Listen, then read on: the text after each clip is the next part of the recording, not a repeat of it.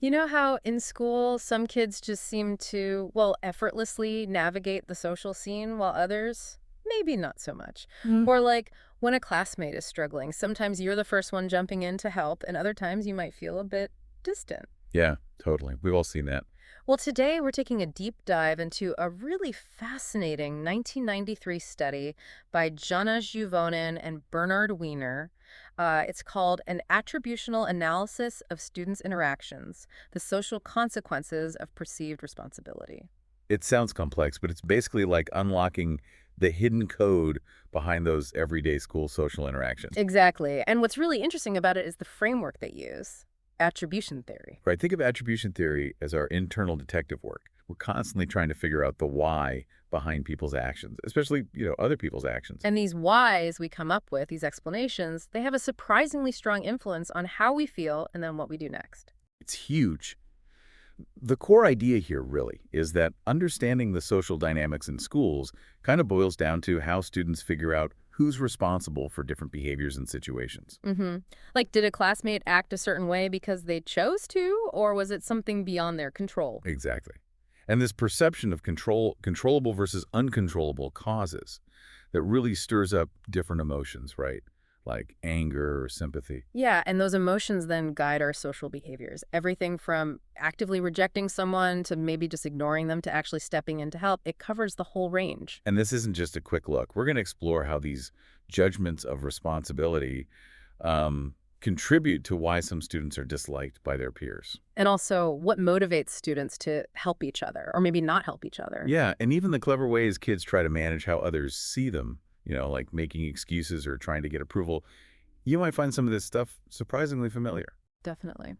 Okay, so let's start with that first big question. Why are some children disliked? Our first thought might go to, the obvious things: aggression, maybe extreme shyness, even physical differences. Sure, you see a kid being aggressive and you think, well, that explains why they're not popular. It's a natural first observation. We see the behavior and connect it to the social outcome. But what this study points out is the deeper layer. It's the reasons we attribute to those characteristics that are really crucial. Right. It's not just what a kid does, but why their peers think they're doing it. That's what fuels the dislike. So let's take aggression again. When an unpopular student's aggressive actions are seen as something they're responsible for, like, classmates think it's intentional meanness that tends to spark anger and dislike. And that dislike can lead straight to active rejection. Nobody really wants to hang around someone they believe is deliberately causing trouble. Right. Makes sense. So the perception of control is absolutely key here. If the behavior is seen as voluntary, something the kid chose, it's much more likely to bring out those negative feelings in others. Okay, but what about the flip side? What if the trait or situation is seen as uncontrollable? Like, say, a classmate has a disability. Well, in that case, it's more likely to generate sympathy. People feel sorry for them, understand it's not their fault. Which you'd think would automatically lead to positive interactions, right? Like more help, more inclusion. Well, yes and no.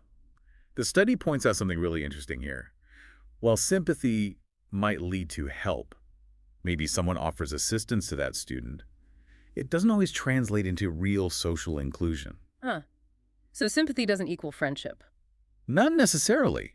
Sometimes it can even lead to neglect. Huh? The student is sort of pitied but not really brought into the fold, not included in social activities. It's a bit surprising, isn't it? It is. So sympathy motivates helping, maybe, but it doesn't automatically bridge that gap to genuine acceptance. Exactly. There might be other things going on. Maybe discomfort, maybe just not knowing how to interact easily that prevent that full integration. And the research by Juvonen from the early 90s really dug into this. They found sixth graders tended to see classmates with antisocial behaviors as being responsible for those actions.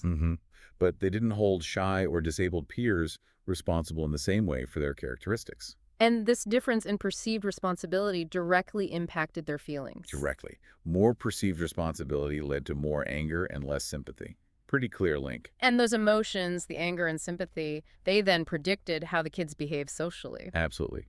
Anger was linked to more rejection and less willingness to help, while sympathy, as you'd expect, predicted a greater likelihood of offering support. What's really compelling, though, is that Juvonen even did an experimental manipulation study. Yeah, in '92, They basically presented scenarios where the reason behind a characteristic like arrogance or obesity or shyness was framed differently, sometimes as controllable, sometimes as uncontrollable. And what happened? They found that perceived responsibility had its own independent effect on how much the kids liked the person and how willing they were to help, Mm. even when they statistically accounted for how annoying the characteristic itself might be. Wow. So it wasn't just about whether the trait was bothersome. It was really about whether they thought the person was in control of it. Exactly. That kind of experimental evidence is really powerful because it helps isolate the specific role of perceived responsibility. Mhm. It confirms it's a significant shaper of our social responses. And it sounds like this can create a real downward spiral with unpopularity. Like,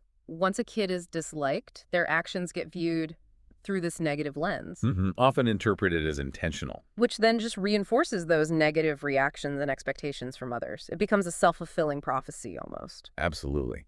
Negative reputations can be incredibly sticky. Once they're established, they can totally bias how others interpret even ambiguous behavior. It makes it really, really difficult for that unpopular student to break free. Yeah, like every little misstep, even if it was totally accidental, just gets seen as more proof. Exactly. More proof of their bad character. Okay, now, it's not just about how the popular kids are judging the less popular ones. The study also flips the perspective, right? It looks at how unpopular children themselves perceive their peers. That's right. They're not just passive recipients of all this negative treatment. They have their own interpretations, too.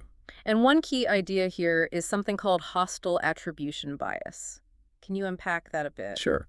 Hostile attribution bias is basically the tendency, often seen in kids who are aggressive or frequently rejected, to assume that when something negative or ambiguous happens in a social situation, it was done on purpose, maliciously, Even if there's no clear evidence. even if it's totally unclear. So if someone bumps into them in the hallway or spills their drink accidentally, their immediate thought is more likely to be, they did that to me, on purpose. And that leads to... Anger, aggression, reacting defensively when maybe it wasn't necessary at all. That makes a lot of sense. If you're already feeling like an outsider, maybe you're more on edge, more likely to see negative intent everywhere. Exactly. And research by Dodge, Woz, and others really supports this idea. It shows how these negative social experiences can actually shape a child's basic interpretation of social cues, even neutral ones. Is it just aggressive kids? Well, primarily associated with aggressive and rejected kids, but some research hinted that maybe neglected girls might show similar patterns sometimes too. It's complex. And it's not just these automatic interpretations, right? The study also touches on how kids who are aggressive might just have different values or expectations. Yeah, that's another layer. For instance, they might not place as much importance on the suffering of someone they've hurt, or maybe they don't care as much about their own social standing within the group. So the consequences just don't register as strongly for them. Potentially. If you don't highly value positive relationships, or you don't really feel the impact of your negative actions on others, you're probably less motivated to change your behavior, even if you know others disapprove. But there's a really encouraging point in the study, too. It mentions an intervention. Graham, Hudley, and Williams. They actually tried to tackle this hostile attribution bias. Yes, this was a really insightful study back in '92. They used things like role-playing, group discussions, even watching and analyzing video scenarios Do what exactly? to help these aggressive boys learn to more accurately assess responsibility in different social situations. Basically, to help them tell the difference between actions that were accidental, actions that were ambiguous, and actions that were genuinely, intentionally hostile. And did it work? It actually did. The boys who got this attribution retraining showed a significant decrease in how often they jumped to conclusions about negative intent. They reported feeling less anger, and crucially, they showed fewer aggressive responses themselves. Wow. And did it last? Yeah, the positive changes even held up when researchers followed up later and observed their actual social interactions. It's a pretty powerful stuff. It really is. It shows that these ways of thinking, these biases, they aren't necessarily set in stone. You can change them. By directly addressing how these kids interpret social cues and assign responsibility, it's possible to shift their emotions and ultimately their behavior. It suggests that understanding these cognitive processes can really lead to effective interventions. That's genuinely hopeful. And it ties into another interesting finding mentioned from Rebner and Coy about the power of expectations. Oh yeah, that one's fascinating too. They found that if rejected boys were simply told that unfamiliar peers actually like them. Even if it wasn't necessarily true. Right, just manipulating their expectation. They ended up having much better, more positive social interactions with those peers later on. So just thinking someone likes you can make you act in a way that makes them actually like you more. It seems so. It really highlights how much our expectations shape things. If a rejected kid goes into a new situation expecting positivity, they might approach it differently. More confidence, more openness, which in turn can elicit better responses from others. It's another potential way to break that negative cycle. Okay, so we've talked a lot about the negative side, rejection, aggression, bias, but the study also delves into the more positive side, specifically help giving in the classroom. Absolutely. And maybe unsurprisingly at this point, attribution theory plays a big role here too. It's not just about avoiding bad interactions. Our perceptions of responsibility also influence our willingness to offer support. Like Wiener's own classic study, the note lending one. Exactly. Remember that. College students were asked if they'd lend class notes to someone who missed class. Right, and they were much more willing to lend notes if the person missed class for an uncontrollable reason, like an eye problem, compared to someone who missed it for a controllable reason, like just deciding to go to the beach instead. That study just perfectly illustrates the chain. Mm. Perceived reason leads to emotion, leads to behavior. The uncontrollable eye problem led to sympathy, which increased helping. The controllable beach trip, well, probably less sympathy, maybe even annoyance. Leading to less willingness to help out makes total sense. Yeah. And the study points out that tons of other research has backed this up. Sympathy, and sometimes it's opposite, maybe anger or resentment, acts as that emotional bridge between how controllable we think a situation is and whether we decide to lend a hand. It seems like a really consistent pattern then. If we think someone's difficulties are beyond their control, we feel sympathy, we're motivated to help. But if we believe they're largely responsible for their own mess, we might feel less inclined, maybe even a bit put out if we think they could have avoided it. And this applies to teachers too. Oh, definitely. Research by Brophy and Warkemper showed teachers were more likely to offer extra support and show more patience with students whose problems seemed uncontrollable. Think low self-esteem or shyness. Compared to Compared to students whose problems were seen as controllable, like being disruptive, not trying, acting out, teachers might feel more frustration or anger in those cases. That makes intuitive sense. Teachers want to help kids overcome genuine challenges, but maybe less so if they think the kid is just choosing not to try or choosing to cause trouble. Right. The attribution makes a difference in their emotional response and their willingness to extend that extra help. And this has knock-on effects for things like group work too, right? Cooperative learning. For sure. Imagine a group project. If one student is struggling because they genuinely don't understand the material that feels uncontrollable, low ability of the affirmation, maybe their group mates are probably more likely to pitch in and help them figure it out. But if the group thinks that student is just slacking off, being lazy. Yeah, if it's perceived as controllable lack of effort, that help might not be so readily available. There might be resentment instead. So perceived effort and responsibility within a group can really impact how supportive members are of each other. Definitely. It highlights how important it is to create a classroom vibe where kids feel safe admitting they don't get something without worrying they'll just be judged as lazy. Okay, so we've seen how our perceptions of responsibility influence how we react to others. But the study also explores the flip side. How do students actively try to influence how others react to them? Ah, yes, impression management. This is where students get strategic. Trying to shape how teachers and classmates see them. Exactly. Often by trying to influence the attributions others make for their actions, both when things go wrong and, interestingly, when things go right. Let's start with the classic. Excuses. We've all used them. Showing up late, not finishing homework. Kids learn pretty quickly that these things can make teachers mad or friends disappointed. And what's the main goal of an excuse? It's usually to reduce or completely deny your responsibility, right? Yeah, shift the blame, minimize your role in whatever went wrong. And, just like how we judge others, the perceived controllability of the excuse is critical for how well it works. So an excuse pointing to something uncontrollable. My alarm didn't go off, my mom didn't wake me up, the bus was late. Is generally much more effective at deflecting anger than one citing a controllable cause like, I just didn't feel like getting up, or I decided to finish my video game. Why is Because the uncontrollable excuse suggests it wasn't really the student's fault, or at least not a conscious choice. It softens the negative judgment and the anger that comes with it. It's almost like kids figure this out instinctively. The study mentions research by Weiner and Handel finding that even really young kids, like 5 to 7 years old, Hmm. understand that controllable reasons for breaking a promise or rule make people angrier. And so they're more likely to hide those controllable reasons or offer a different excuse. Pretty remarkable, isn't it? It suggests kids grasp this responsibility emotion link very early on and start using it strategically in their interactions. And it's not just kids. Another study mentioned found college students who gave an uncontrollable excuse for being late were viewed much more positively than those giving a controllable excuse, or, interestingly, no excuse at all. Right.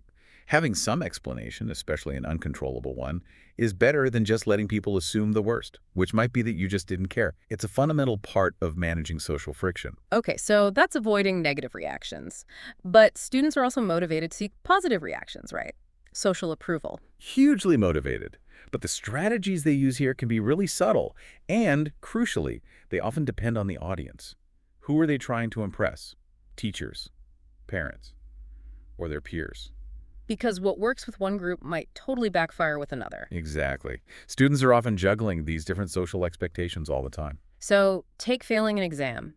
That Juvonen and Murdoch research from '93, it found that teenagers were more likely to deny responsibility for failing when talking to teachers and parents. Probably to avoid punishment or disappointment. Oh, phew. It wasn't my fault the test was unfair, or something like that. But when talking to their peers about the same failure, They were often more willing to just admit they didn't study. huh, why the difference? Why admit lack of effort to friends? Well, it can serve a few social functions within the peer group. Sometimes it signals a kind of cool nonconformity. I don't care that much about school. Right, being too much of a tryhard isn't always cool with peers. Exactly. And it could also be a way to save face. Hmm. Think about it. Failing, even though you tried really hard, might imply you lack ability.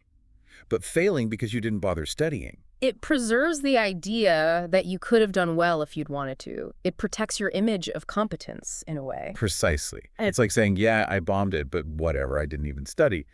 It maintains a certain status. Okay, but what about with parents and teachers again? The study says students reported being more willing to attribute failure to a lack of ability when talking to them. That seems totally counterintuitive for making a good impression. It does on the surface. Why admit you're not smart enough? Yeah. But the attributional perspective gives us an insight. Remember, attributions influence emotions. Attributing failure to an uncontrollable cause like perceived low ability, Mm-hmm. what emotion might that elicit in an adult? Sympathy. Maybe understanding. Exactly. So instead of facing anger or punishment for perceived lack of effort, the student might get sympathy, support, maybe offers of extra help. It's a different kind of social maneuvering aimed at a different emotional response. Wow. That's really subtle, using different attributions to strategically manage the emotional reactions of different audiences. It really is. And when it comes to success, the opposite often applies with adults. The study notes that taking responsibility, attributing success to controllable factors like hard work and effort. That usually maximizes praise and approval from teachers and parents, right? Generally, yes. In academic settings, effort is highly valued. Showing you worked hard for your success is usually seen as very positive. But again, the peer dynamic throws a wrench in the works. It can. Openly boasting about how much you studied to ace a test might be seen as overly competitive, maybe even showing off by your peers. It could violate those unspoken rules about group equality or not making others feel bad. So kids have to be careful. Can't brag too much about effort to friends. Exactly. They're often very aware of these implicit peer norms. What earns praise from adults might earn eye rolls from peers. They have to navigate that carefully. And the study raises a really important caution about the potential long-term effects of some of these tactics. Like, if a student constantly claims they didn't study, even when they secretly did. They might actually start to internalize that value. They might actually start studying less over time. It could become a self-defeating prophecy. The image they project starts to become reality. That's a crucial consideration. Yeah. These self-presentation strategies might work for short-term social goals, getting approval, avoiding hassle, but they could potentially undermine actual academic engagement and achievement in the long run. So, wrapping this all up, this deep dive into Juvonen and Wiener's work really shows just how powerful our perceptions of responsibility are. They shape so much of the social world in school. It gives us a framework for understanding stuff that seems really complex, why some kids are rejected, why others help out, even the strategic games kids play to manage their image. And what's so useful is how this attributional lens connects the dots, right? It shows how our interpretations, controllable versus uncontrollable, drive our emotions, and then our emotions drive our actions towards others. It's a really clear and insightful model. And this isn't just, abstract academic stuff. Whether you're currently a student or a parent or just someone interested in how people tick, recognizing these underlying motivations gives you really valuable insight into the social lives of young people. Yeah, it might even make you think about your own interactions a bit differently. Definitely. Which brings up a final thought, maybe, for everyone listening. Start noticing the attributions you make. When something happens socially, big or small, what's your go-to explanation for why someone acted that way? And how might consciously shifting those perspectives, maybe considering alternative, maybe less controllable reasons, change how you feel and react? Exactly. Could it lead to more positive, more supportive interactions? Not just in school, but, everywhere. And also, think about those self-presentation strategies we talked about. What are the long-term effects of the ways we and others manage impressions? Lots to think about. This deep dive gives us the framework. The ongoing exploration, applying it, that's really up to all of us.